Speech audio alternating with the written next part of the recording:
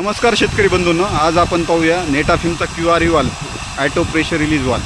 Automatic जेव्हा समोरील valve बंद राहतील तेव्हा ॲटोमॅटिक पाणी पाठीमागे बायपास करेल, म्हणजे सिस्टीमला धोका राहणार नाही. आता आपण तेच पाहूया. समोरचा व्हेंचुरीचा कॉक आता आपण बंद करत आहात.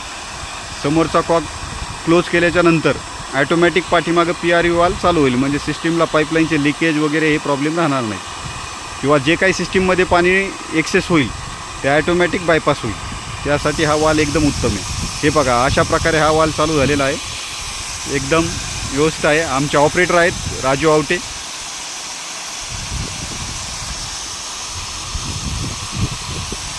हे पहा, अशा प्रकारे सिस्टीम चालू आहे. इथं आमचे टेक्निशियन आहेत मिस्टर राजू आवटे. व्हेंचुरीचं सुद्धा वर्किंग अतिशय चांगल्या प्रकारे होत आहे. इथे हे चेक करत आहेत.